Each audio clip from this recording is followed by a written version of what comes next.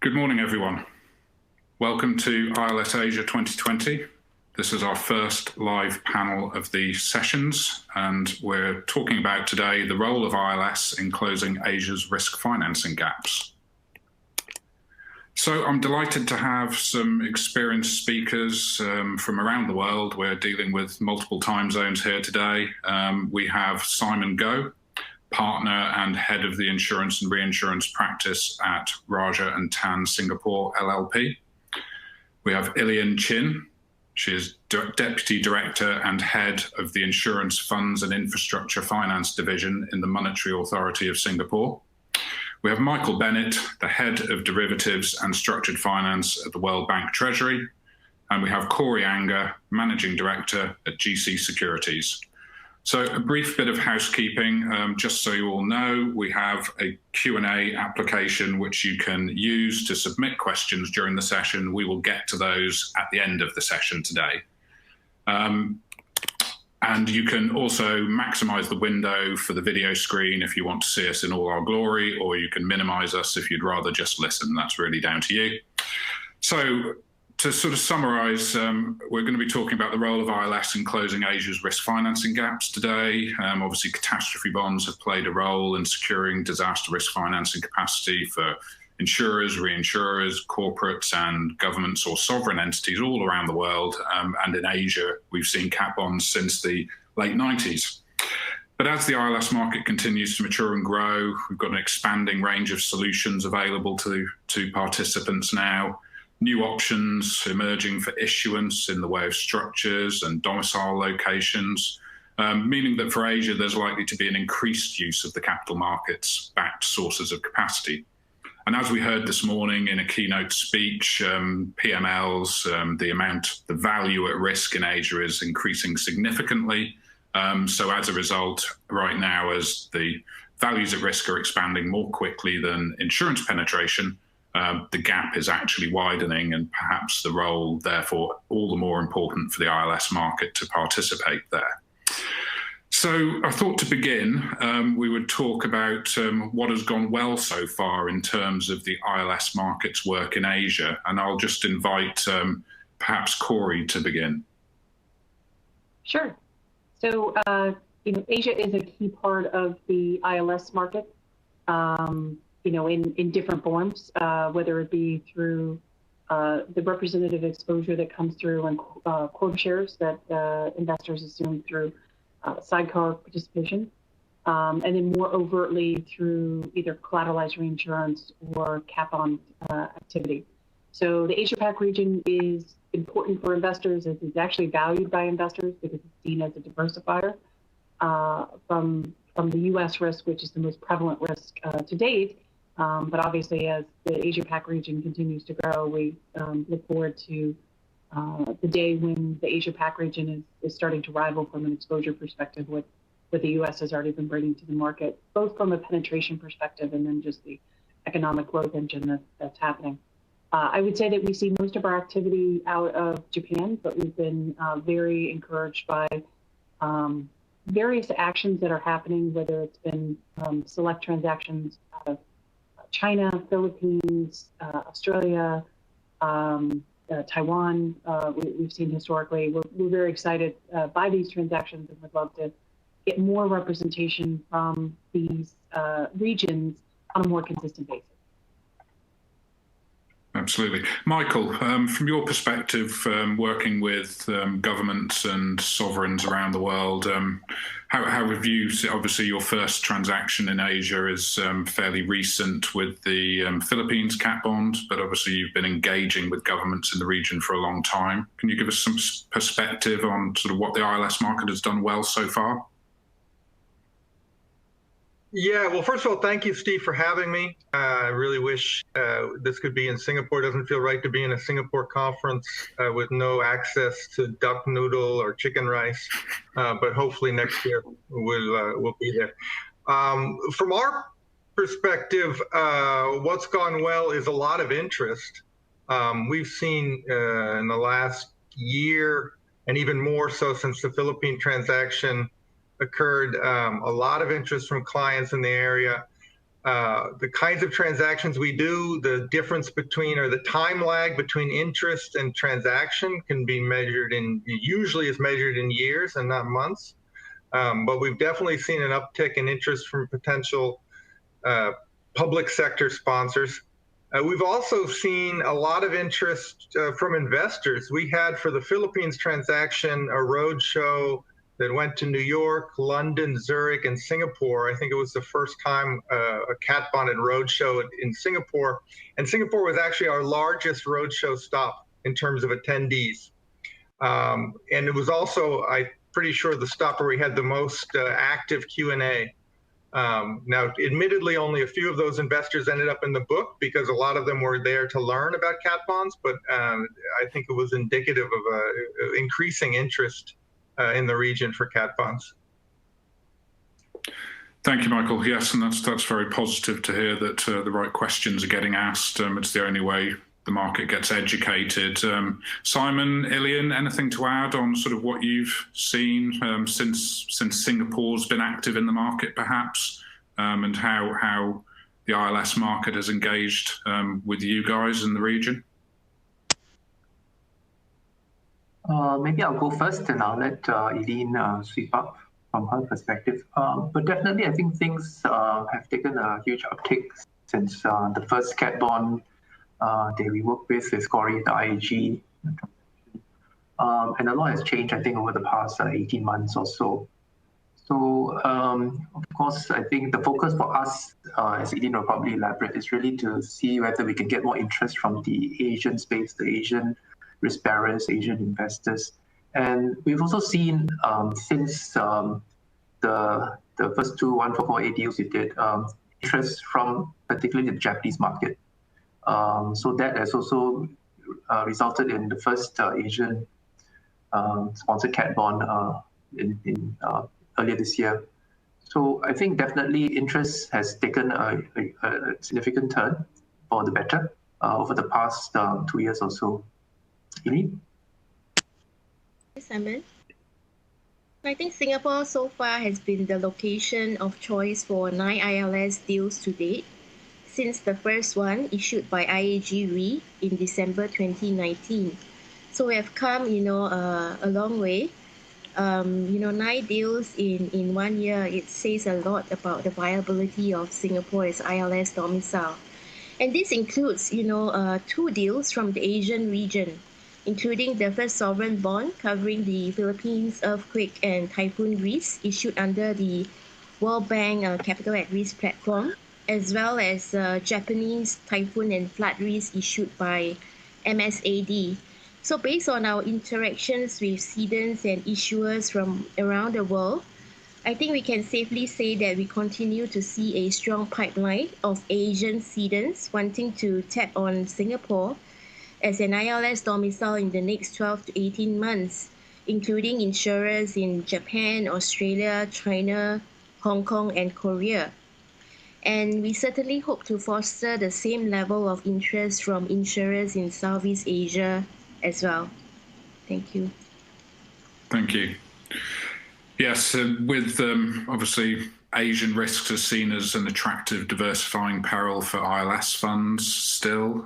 It's still a smaller component of the market, but as I said earlier, the PMLs are rising rapidly and the potential is there for it to grow significantly. So, I mean, Corey, from your experience, obviously you've been looking after transactions in this marketplace for a long time now, and you've seen Asia sort of moving along, largely focused on Japan. Would you hope to see the kind of expansion that Ilian just referred to, with sponsors coming from a much broader section of countries?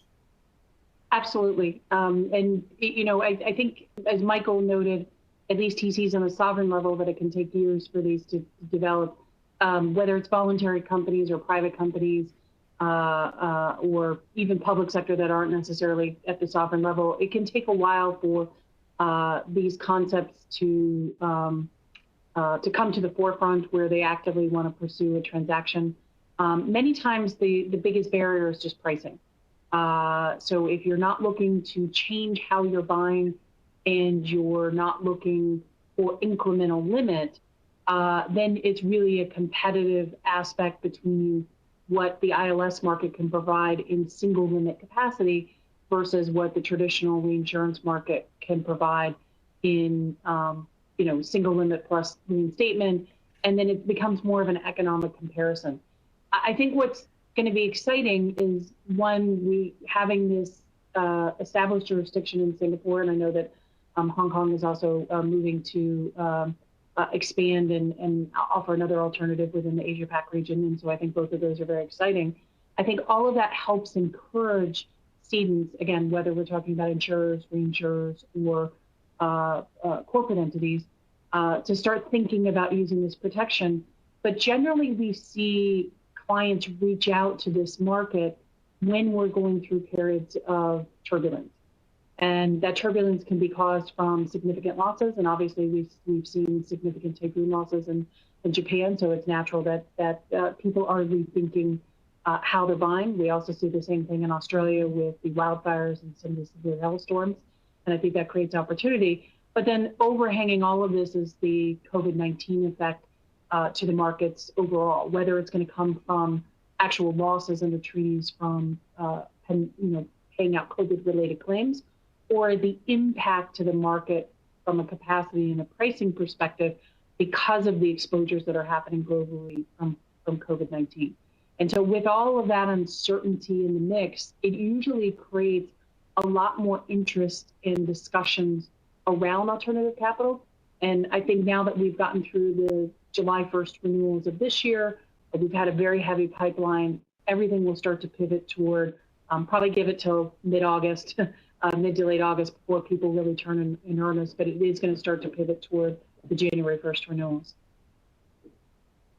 Absolutely, and that should be quite interesting given most people are predicting the firming to continue, and obviously cat bonds in a firming environment can sometimes seem an even more sort of complementary source of coverage at sometimes commensurate pricing or better pricing even. The sort of the efficiency of the capital markets can be recognized more sometimes in a firming environment, it seems. That's correct. It just makes it easier when you're talking about something on a pricing basis that's more consistent with each other, and then you can get down to the different structures and terms.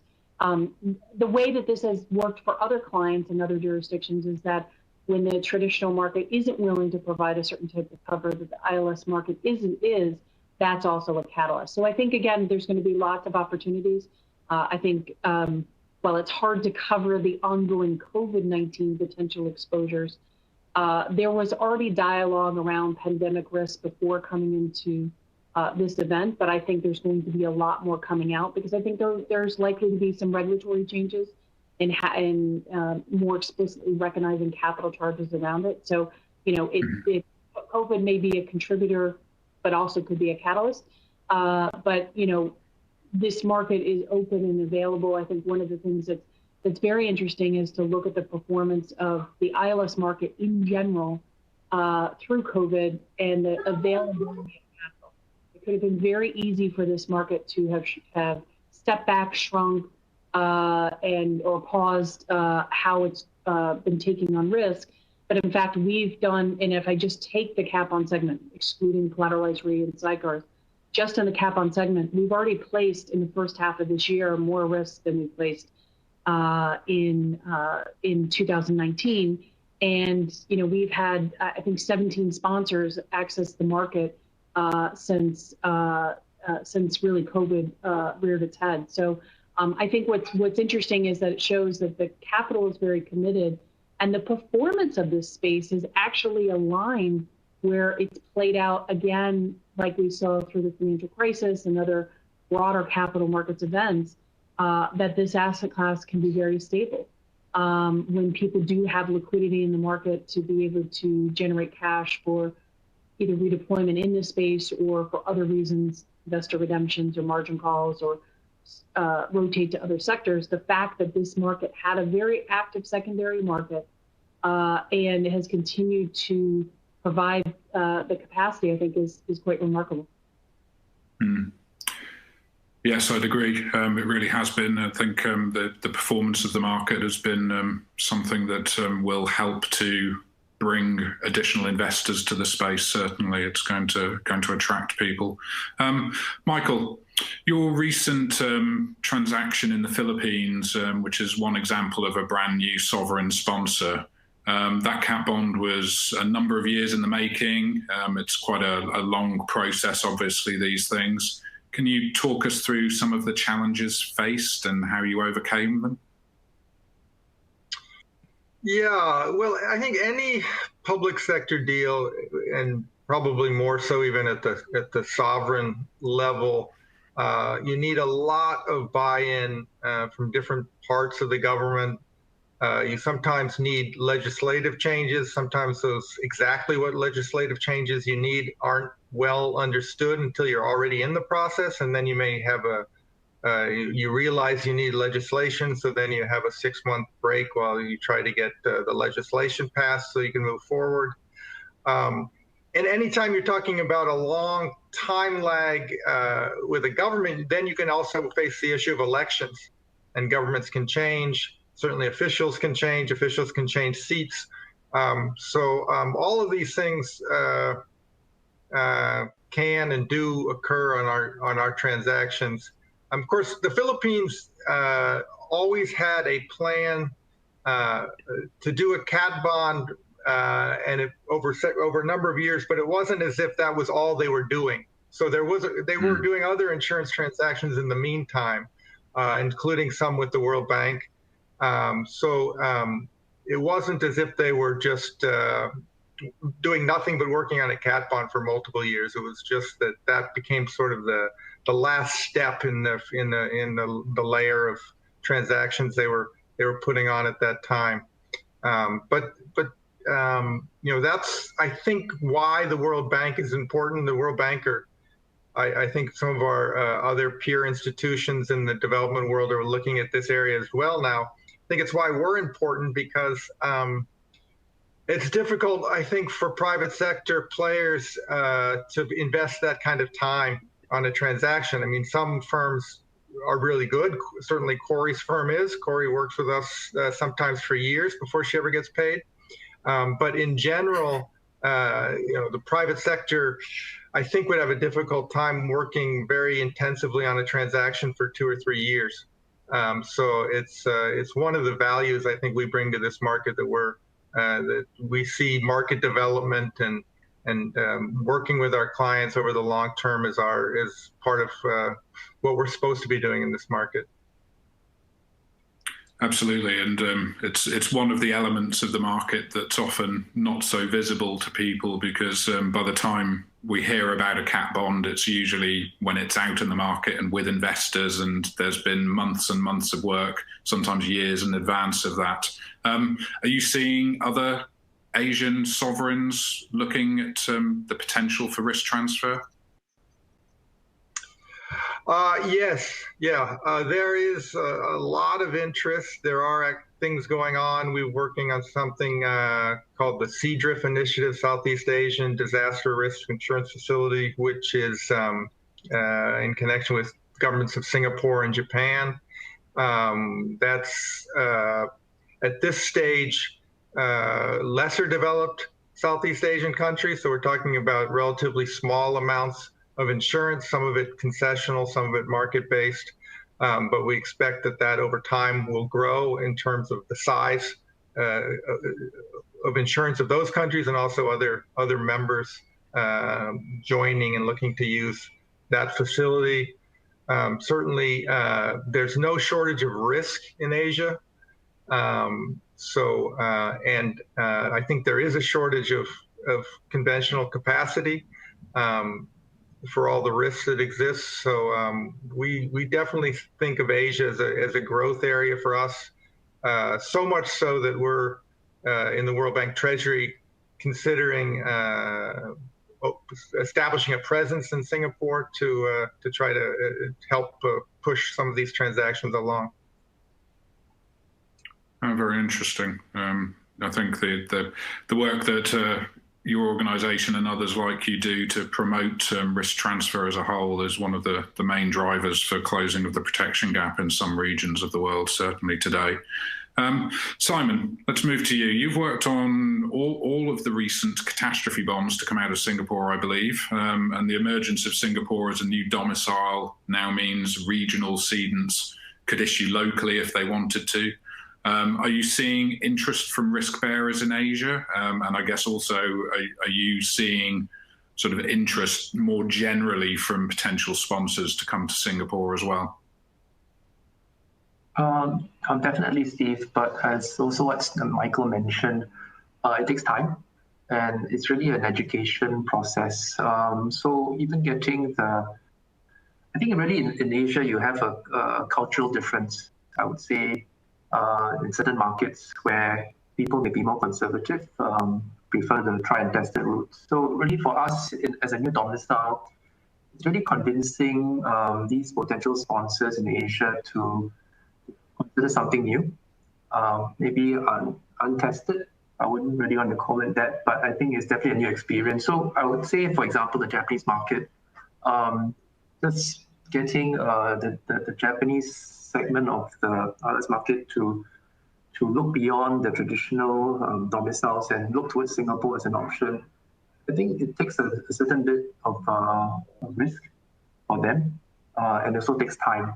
So that's the part I think it's most challenging, and you need to actually make the effort, especially in Asia, to have that face-to-face interaction with the potential risk bearers, sponsors. And we've seen the result of that effort with, of course, the MSI-sponsored Akibari Re. So, and we see now that has happened. We have that Asian-sponsored cat bond issued 1st April this year, that others will come forward, because that's the sentiment I got when we went around promoting Singapore, that basically nobody wanted to be the first. I think that was challenging, and to actually have that sort of confidence extended because of that, I would say, Asian element of face-to-face contact is actually quite important. So we've seen that with Akibari. And with that, I think of late also we've seen further interest from regional cedants, from the Korean markets, even I would say closer to home towards Singapore. Interest that we would not have seen maybe last year, for example, but definitely this year we've seen an uptick. So hopefully with the successful issuances we've seen this year, more will come forward. And also, I guess on the investor part, for the asset managers, it's also an education process for them to get more Asian investors interested in this particular asset class. Indeed, yes, which there's interesting potential there as well on the investor side, and obviously Singapore has a sort of fully functioning capital market that can take advantage of that as well, and a number of major investors who are already allocating to the space. Do you feel the Singapore marketplace is ready for expansion now? We heard Benny Che from the Monetary Authority this morning saying that the ambition is to expand the range of structures as well that are on offer there. Do you feel that's an important step? It is. I think it's a critical step in the development of Singapore as a domicile. But I think the first step now, as what Benny explained, is to extend the grant. The next stage, as probably Eileen can weigh in on this, is to then develop the ILS instruments, sidecars, collateralized re, and that's really the next item on the agenda. Because one of the issues we face really is when interested risk bearers come to us, and many come asking about a sidecar structure. It doesn't really sit well with the regulatory framework that we have now, because it's really geared towards cat bonds. So the next evolution really is to expand into those other areas where we've seen quite a lot of interest. And I'm sure you would have also come across quite a number of queries on that front. Absolutely. Ilian, do you have anything to add on that front? Certainly, I think as part of our next phase of growth, I think we certainly want to, diversify the use cases, ILS use cases that Singapore can support. But to do that, in terms of supporting, a diverse range of instruments, including, collateralized re, sidecars, ILWs, and also different types of risks, right? Beyond that cat, we are talking now about man-made risks such as cyber, pandemic, terrorism, operational risk, and the securitization and transfer to the capital markets. What do we need to do in terms of the underlying infrastructure, and frameworks that we need to put in place?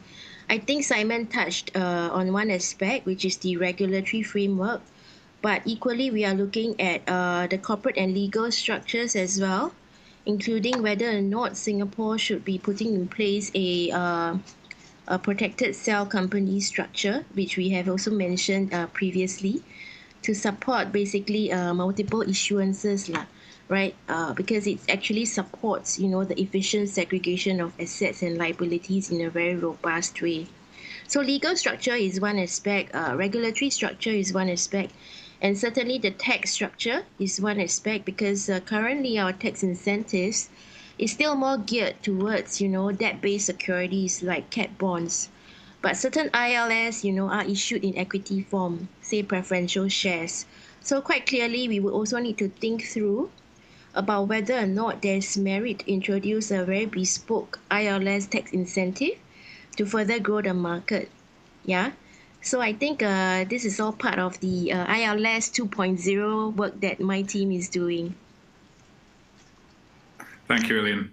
Very interesting. It's good to hear that there's further development in the works. Corey, the ILS market is always looking for new sponsors. Obviously, it's one of the things we always talk about is how many new sponsors have come through each quarter, and we're all familiar with quarters where it's just the regular repeat issues we've seen sometimes for 15 or 20 years. But what are your teams seeing at the moment, and in terms of the Asia market? And do you feel that sort of the advent of the Singapore ILS domicile and now the emergence of Hong Kong looking to also support ILS transactions, is that helping to broaden the understanding? And do you hear from more sponsors or potential sponsors now? Absolutely. And that's probably been over the last, I'd say, 12 to 18 months, a growing discussion of the use of ILS. And I think having the jurisdictions of Singapore and then now as Hong Kong is developing theirs has been a very big catalyst in expanding the conversations of folks that may not have actually thought about using ILS in whatever form. I'm encouraged to hear about the regulatory and the tax changes that are being discussed because some of those clients very much want to be able to execute, not necessarily in cat bond form, but to be able to do it in different formats, whether it's sidecars, et cetera. And so I definitely think that you'll see folks that have never been present in the ILS market in any fashion come to the market once some of these changes are enabled from them. And by virtue of the regulators focusing on becoming comfortable themselves with ILS, it is a signal to the market that ILS is an acceptable tool. And so that does change the nature of conversations. Again, insurance penetration and growing coverage needs are also a catalyst along with pricing. But I think all of these together are brewing where we could definitely see a number of opportunities come through. But they do take time. And so that's probably the biggest thing is you'll see these periods where there's inactivity in the sense of there's no new issuance published within that time period. But what's happening behind the scenes is all the support work and getting them to a place. And then all of a sudden you'll see probably 3 or 4 pop up that'll come through fairly rapidly. Yeah, interesting. And Ilian, that sort of leads me on to ask you, how does the Monetary Authority engage with cedants and risk bearers, and how are you working to educate people on ILS being a viable risk transfer option now in the Asia region? Yeah, I think there are a few prerequisites that need to be in place to really create an Asian ILS market. The first is about, the underlying data to model and securitize Asian-originated risk, right? And Japan and Australia, they have the benefit of having, one of the most organized loss histories, loss data that supports securitization of such risk.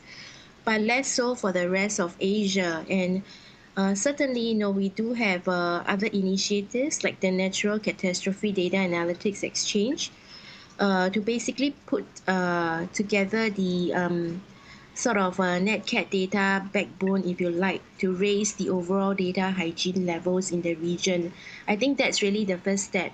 Without robust data to model and securitize risk, right, and to translate that into transparent and robust benchmarks, performance and risk benchmarks for investors, I think that will be difficult. So that will really, to me, would be a fundamental building block.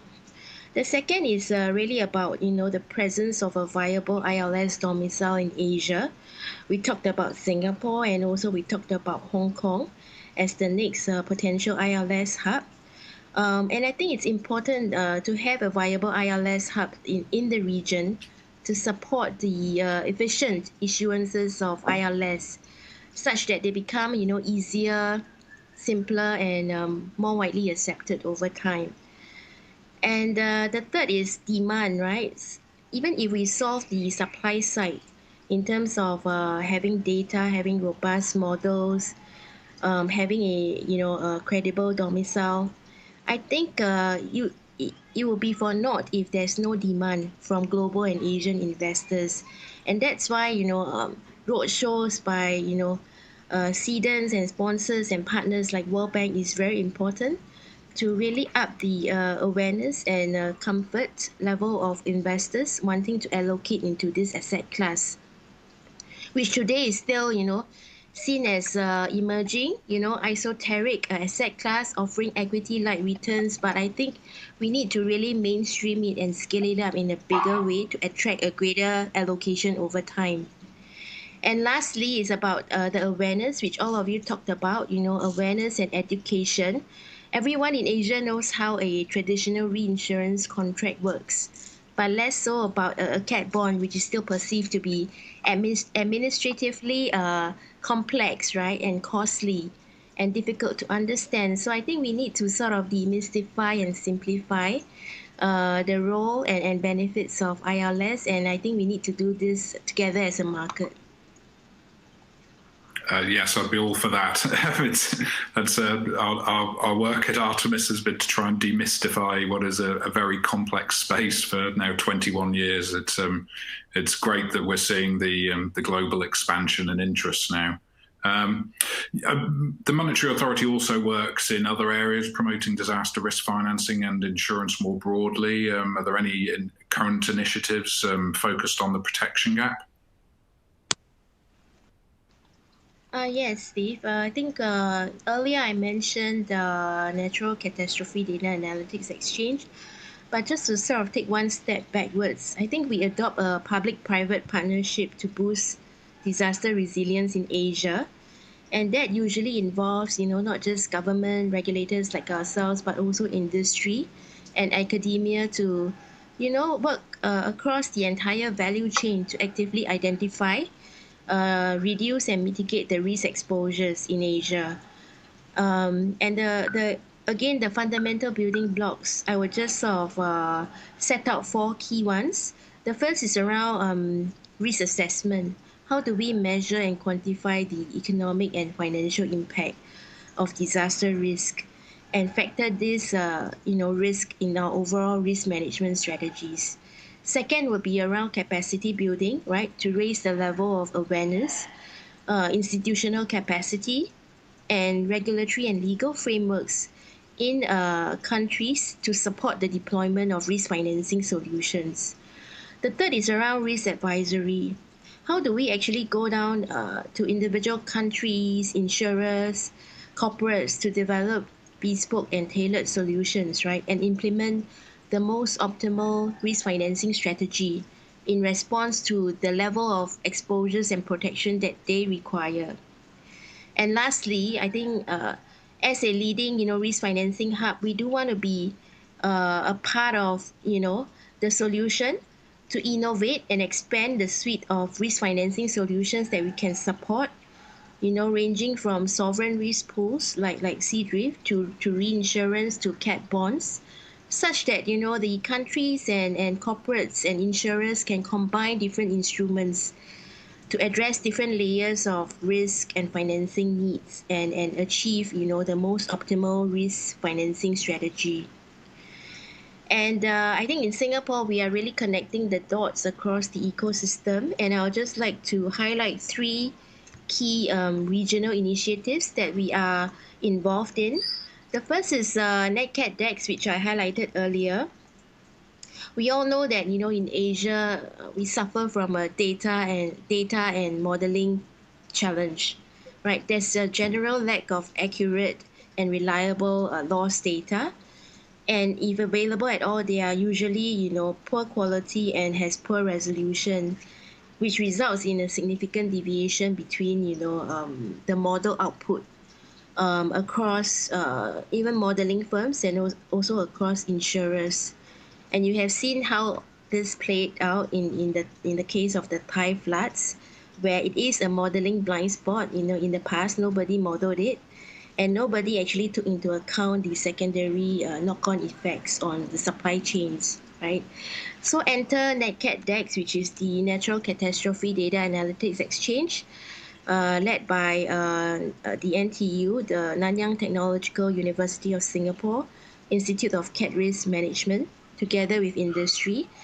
So it aims to be a high resolution and geo-coded data analytics exchange, which basically aggregate and fuse data from three different sources, right? One is basically top-down economic exposure and loss data that is really gathered from economic and population census data. The second source is really from satellite imagery and remote sensing technologies to capture the exposure data of buildings, right? For example, we can actually know the replacement value of the building and their contents, based on, the height, the construction type, the construction use, is it industrial, is it commercial, just from the, satellite data. And the third source is really from the bottom-up industry, basically the insurance exposure and loss data that we aggregate from primary insurers in the region. So with this sort of high quality database, we basically hope to support more robust pricing and selection of risk, as well as, more importantly, catalyze innovative solutions, including modeled loss and industry loss warranties that is absolutely critical in the ILS space. Very quickly, let me just move on to the other two initiatives. I'm mindful of time. The second one is really what we call the ASEAN Disaster Risk Financing and Insurance Program, or ADRIFI for short. Essentially, it deals with the upstream components that I mentioned earlier, including risk assessment, capacity building, and risk advisory, right? And it is basically going to be led by a dual program office, led by the ASEAN Secretariat as well as the NTU ICRM to support that coordinating effort in ASEAN. And lastly, the third initiative is CDRIF, which Michael also talked about. CDRIF is a downstream solution. It is the first regional catastrophe risk facility in Asia. And it was incorporated and domiciled in Singapore as a trust owning a general insurer in 2019. And it is in the process of, offering its first product, which is a flood risk pool, covering the flood risks of Laos and Myanmar. And the plan is really to use, CDRIF as a rallying point, a convening platform to launch other products, right? Covering different perils and other ASEAN countries. And we are, already looking at the feasibility of launching a second product involving public asset protection. And as Michael mentioned, there's certainly, I think, potential for CDRIF to serve as a platform for regional cat bonds in future. Similarly to the Pacific Alliance deal involving Chile, Colombia, Mexico, and Peru. coming together to cover earthquake risk, which World Bank advised as well. Yeah, that's it from me. Thank you, Ilian. Thank you. So yes, you mentioned a number of things there that lead me on to sort of the next area I wanted to explore. You discussed the need for data and the lack of data sometimes, which is really key in areas where there's gaps in insurance penetration and protection. And one of the areas where we still see significant exposure that just hasn't been addressed in many cases is the corporate world as well. And obviously there's actually a history in Asia of corporate cat bonds going right the way back to, I think, about 97 or 98 with the Tokyo Disneyland concentric transaction, a personal favorite of mine, and one of the first deals I really got to look at very closely. Do we feel that this, and I guess I'm aiming this at Corey or Michael, do we feel that this is an area of expansion, and how can we get more corporate sponsors to come to market? And is it a need for better data tools to allow them to actually measure their own exposure and realize where they're underinsured?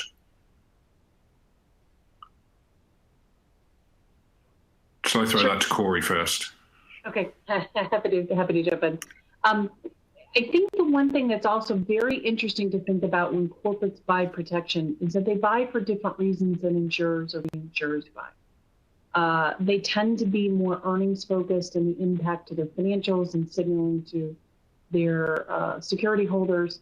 And so therefore, they're not always looking for surplus replenishment in the way that an insurer or a reinsurer would be looking at the coverages.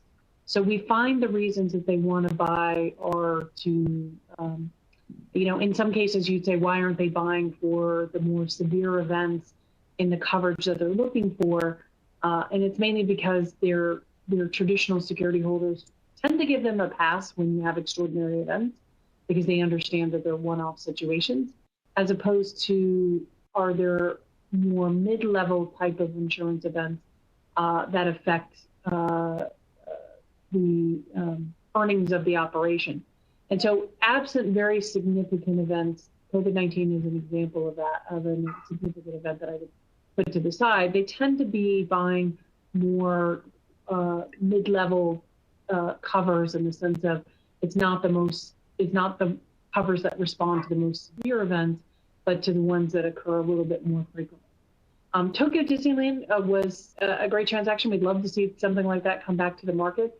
But was done for a very specific reason in the sense that, as I understand, there was financing associated that the organization had taken out. And what they were concerned about was the business interruption effect of to be able to service and repay that debt if there was an earthquake during that time period that would affect people coming to the site. They actually weren't concerned from a property damage perspective to their infrastructure, but more about, is there a cash flow interruption that then feeds into stress of being able to repay financing? So I think business interruption covers using this type of solution for helping to solve business interruption scenarios, I think is exactly what this market could be helpful for. And it's not limited to the nat cat risk. I think COVID-19 is another example. There's a number of sectors where you can look at generally cash cows, and their margins, are dependent on kind of the turnover that they're doing in their specific sector. COVID-19 has turned that on its head, where you have no turnover, so therefore you have no margin. And so there were a number of scenarios where people were talking about business interruption related covers into COVID, and I think that's only going to accelerate once we come out. I think the last piece is that this market has been more focused on nat cat risks and not as much on man-made risks, some of the man-made risks, away from like the COVID scenario, but whether it be explosions or things of that nature. And so that necessarily limits what type of entity may be actually looking at this market versus the other opportunities we have in competitive risk transfer markets. Yes, it's very interesting how you described the business interruption application of the concentric cat bond, because obviously that is a similar type of coverage that many large corporations would be looking for in the case of a pandemic or other major supply chain related issue at this time. And it does seem that the cat bond and parametric triggers could be a reasonable solution with available capacity for those. If What needs to happen to stimulate corporations and other risk holders to look to risk transfer for those? Because often those risks are barely covered by their traditional insurance. Yeah. Again, I think it's, and I don't mean to keep repeating about COVID, but this highlights that type of scenario. All of a sudden, that you're not getting the revenue that you used to have because people are either trafficking through or what they're doing. And I do think that risk managers are going to start to focus on not just COVID-19 or pandemic situations, but broader situations where that can have a business interruption or a continued business interruption to their business. We have been doing a series within the Marsh McLennan companies particularly with our Marsh colleagues, in that business unit in educating them on the availability of ILS solutions and how it can work in concert with other protection forms that they're using. So we're definitely doing our work to make sure that people on the front lines talking with constituents that may be starting to need this type of protection are armed with enough information to be able to speak about it intelligently. So I think that, the Marsh McLennan, we're here and available and love to have conversations with specific cedants about problems that they're looking to solve. We get the wide gamut of how this could apply. And again, our market is still, it's not young, but it's still youthful and is still, learning how to take on, the collection of perils that are out there. And that's why this is complementary to whatever you're doing on the insurance or the reinsurance side, depending on how you're accessing the market. Thank you, Corey. Michael, what's your view on sort of unlocking some of the risk that sits in entities around the world, in Asia and other areas as well? And do you feel, Corey raised an interesting point really around COVID-19, that obviously it has heightened the perception that entities have of risk, perhaps. Are you beginning to see that in your work, that people are now more open to risk transfer in general, or becoming more intrigued as to what's possible? Yeah, it may be too early to tell. We definitely have seen people say that the COVID experience makes them just realize in general the economic impact of sudden shocks and the need to do ex-ante risk management to look at potential sudden shocks, which but also can be other sorts of natural catastrophes. And we saw that, for instance, Steve, I think it was actually part of an interview that you did, but we also got directly from the Jamaican Minister of Finance, who was talking about their plans. And we had been working with Jamaica, looking at the market, and there was a lot of sense when COVID, and then, well, of course, countries like Jamaica won't be interested in, won't be worried about typhoons and earthquakes right now because they have this huge COVID-related risk. It actually highlighted for them the need to have this kind of protection, like the potential economic impact of a double shock of going through COVID and then also being hit by a major hurricane was so extreme, such an extreme potential negative for the economy that it actually made them, more interested. So certainly, that would be our expectation, is that people will become even more eager to management transactions in the future now that they've seen what an event like COVID. Thank you, Michael. So we've actually got a few questions in from the audience now, so I think maybe we'll turn to some of those for a few minutes as we're coming up to sort of 10 minutes from time. First one we have is related to parametric coverage. And how important could that be going forwards? And I guess specifically around the development of technology solutions, and obviously sensing and satellites are becoming more and more accurate all the time. Do we see parametric triggers playing a significant role? And are they also, and this is combining with another person's question, are parametric triggers also a partial answer to the lack of adequate data and modeling capabilities in some regions? Who would like to answer that? I can start off, and then certainly welcome my other colleagues to jump in. Absolutely. I think the use of pandemic covers is a great way for buying protection and not having to worry about the justification of the source of the loss. You know, and many people, I think, take a false comfort in looking at their insurance policy and saying I'm 100% covered for the kind of coverage that I'm looking for, when in fact, when you start to dive into the complexity of some of the coverages, what you start to find is that there are sublimits and within the policies that all of a sudden your policy begins to look more like Swiss cheese. And so the nice thing about a parametric cover is, assuming you're comfortable with the basis risk, which means does it respond in the when I want it to respond? And you obviously want that to be as close to 100% alignment. But if it doesn't respond, is it okay that it didn't respond? Because if you wanted it to respond and it didn't respond, that's the negative basis risk that we worry about, as opposed to you get an over response. And so you have to balance in that structuring design. And that's probably the biggest barrier to moving the parametric forward is having that basis risk.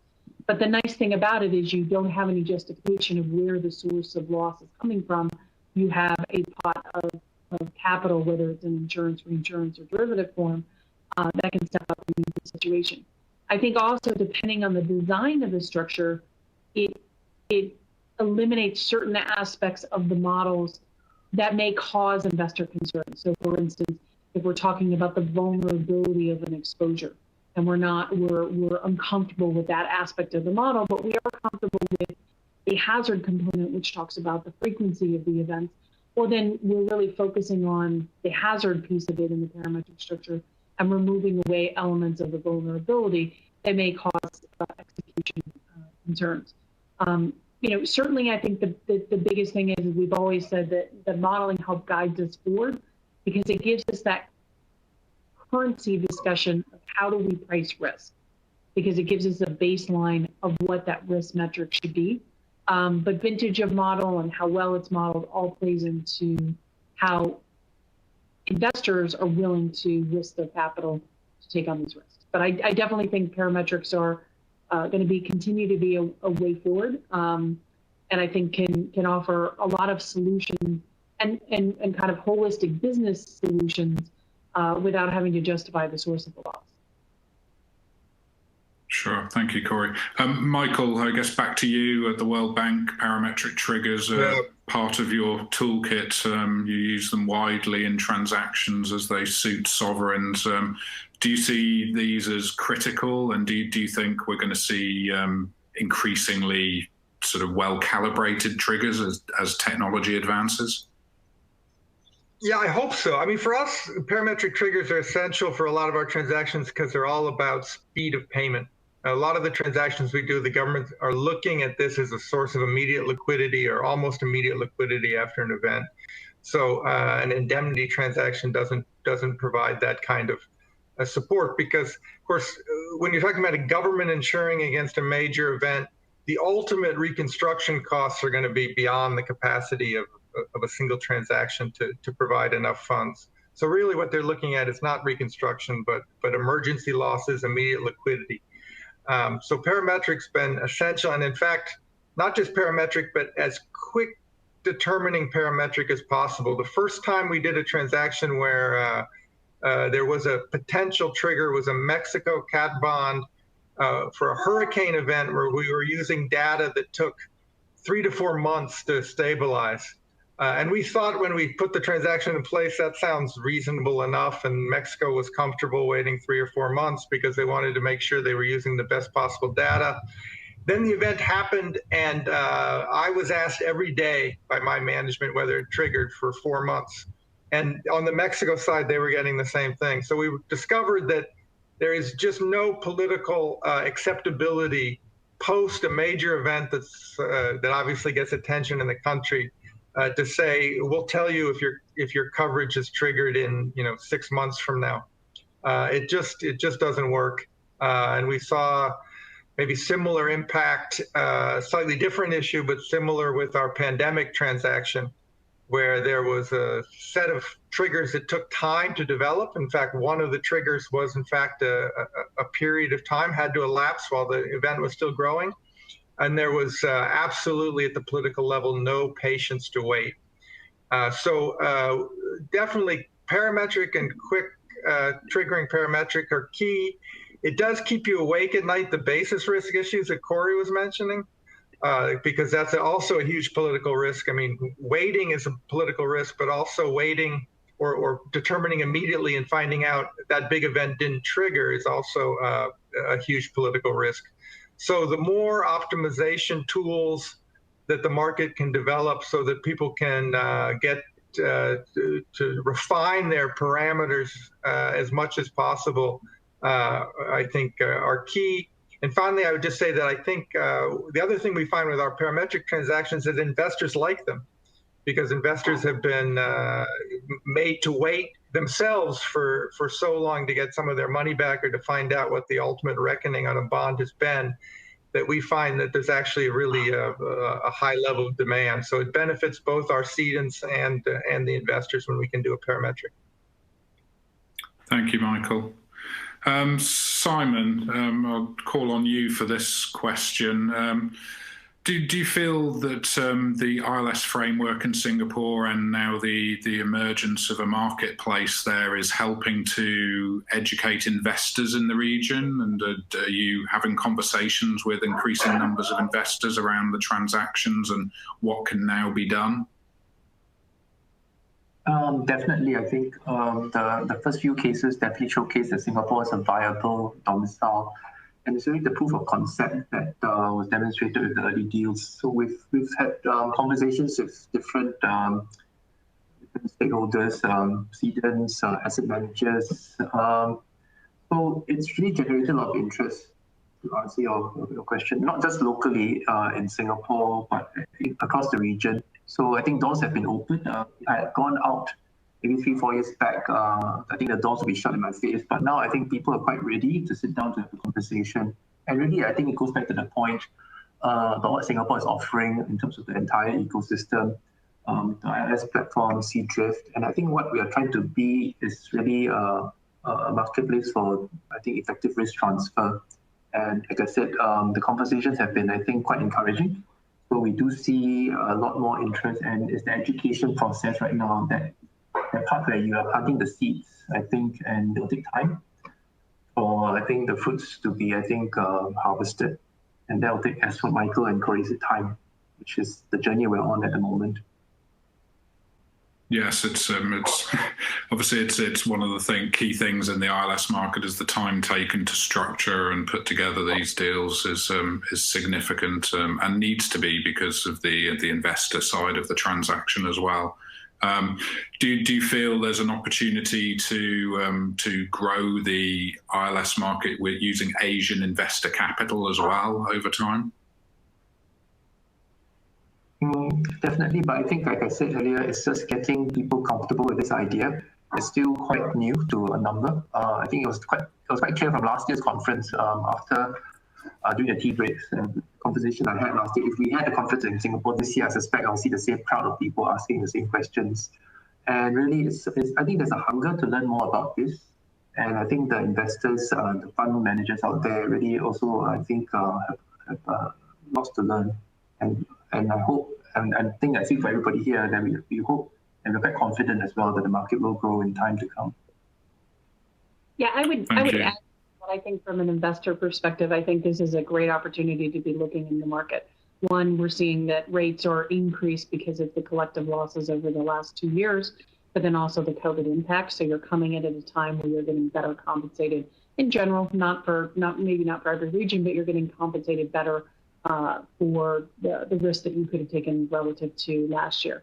I think that the roadshows and the sponsoring that the World Bank did through the Philippines Cap on and the dialogue that's happening through conferences like this are extremely important. In-source money thinks they know how to, lose money on credit structures by the fact that they feel like, there's going to be a workout process and I won't lose 100 cents on the dollar. And the kind of insurance-linked notes and the fact that, it would take a parametric structure overnight, it could be 100% loss. You go to bed, there was an earthquake overnight and you wake up and it could be 100% loss. Certainly can be disconcerting. And then if there is no workout mechanism except for waiting for the parameters to become available to let you know whether it's 100% or something less than that related loss. And so there is an appetite in the education process that an investor has to go through in looking at this asset class. But I think when you look at the benefits of the liquidity that the space has shown, at least through the cap on market, the return profile that you can see between the sidecar, collateralized re, and cap on market, and the low correlation, at least when you're focusing on nat cat risks and certain other types of risks, relative to what's happened in the broader capital markets, this should be very attractive to in-source money. I would expect, and it may not happen immediately, it may be 3 months, and maybe 6 months, and maybe a year down the road, but having COVID-19 is another data point for an investor to say, how did this space perform, just like when we went back to the 2008 financial crisis and how it performed. And I think they're going to be very pleasantly surprised. I mean, you just look at the Swiss Re Cap On Index was down between end of January to the beginning of April was down only minus 0.8%. And historically, it's been flat to actually negative during the first quarter. But yet, when you look at the S&P 500 as an example, it was down 22% in that same time period. So when you are talking about the impact of a broader capital markets event relative to the performance of this space, it again reaffirms that this is a lower correlation effect and should have value. And the fact that there was liquidity in the market, we saw probably 1.5, maybe up to 2 billion of bonds trade between mid-March to, I would say, beginning of June, that folks were able to find liquidity at pricing that was so I think again, if the in-source money that's been looking and learning about this space continues to do that in evaluating over the last 3 months, they're going to find that this may be an attractive segment to go into their investments. Thanks, Corey. That's a great summing up. So we're actually just run over time, but I'm going to ask each of you just for a final thought on the future role of ILS in closing Asia's risk financing gaps. Ilian, what do you think the role of ILS is in the future? Is it larger, smaller? Are we going to see this segment play an increasing role in preventing or financing disaster risk? Definitely. I think the ILS market has already grown to become a meaningful share of total reinsurance capital and will continue to, grow in strength as we continue to find ways to securitize and transfer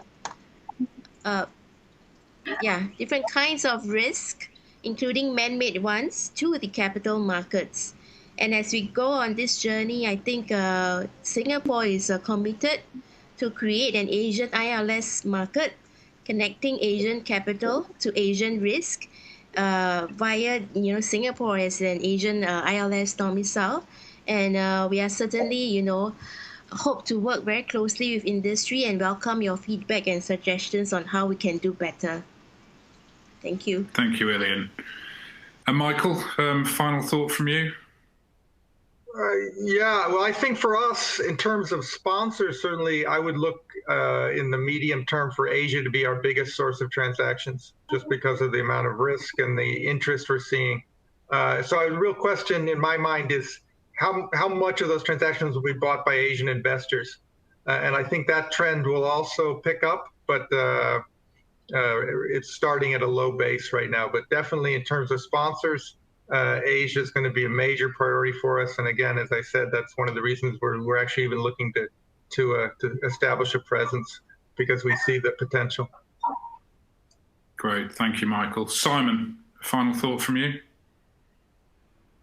I just want to say that given the journey we've been on the last 18 months, 2 years, what's very clear to me is really the resolve, I think at least for the MAS, trying to build and contribute to the effective disaster risk financing platform in Singapore as a base. And also that ability, I think, to adapt to something that's quite new. And also to make it work. I think that's where I guess the success that we've seen has really been one of the factors, the ability for us to, I think, learn and also adapt, and also I think in future contribute further to the needs of the region. Great, thank you, Simon. And Corey, last word from you. Sure. So I would say that, listen, I have been encouraged by having been in this space for more than 20 years, the level of dialogue over the last 3 to 4 years has been remarkable, and it grows every year. I know the interest that's pent up once we get through regulatory and potential tax changes. Do we get into the right kind of pricing environment? I think there's a lot more opportunity there. And encouraging by that is that, Singapore SBRVs, there was 1 in 2018, there was 3 in 2019, and they've had 4 in the first half of this year for execution, and we look forward to seeing this in the second half. And we're on the MMC side very proud to support the Asia region. We've done 7 out of those 9, or been involved in 7 of those 9 transactions. We want to see more go out of there, but I also want to see that the solutions that we can provide are meaningful to the Asia Pac region. And so I think that there's a lot of help that can be provided through these solutions. And I think I would really love to see growth in the investors that are participating coming out of the Asia Pac region. I think we see it from certain sectors and it flows through certain ILS funds, but we'd love to see a lot more growth, because I think there's a lot of untapped potential there from a capital perspective. Great, thank you, Corey. So that's a fantastic way to sum up. I'd just like to thank all 4 of the speakers today. They've done a great job. I really appreciate you being part of this. And thank you to everybody who tuned in to watch. You'll all be able to watch anything you missed on demand. And we'll be back tomorrow with 2 further sessions, the first of which is about parametric risk transfer, and then we have a keynote from Aon Securities, Paul Schultz, later in the day as well. So hope to see you all tomorrow. Thank you again to my speakers, and thank you for watching. Thank you.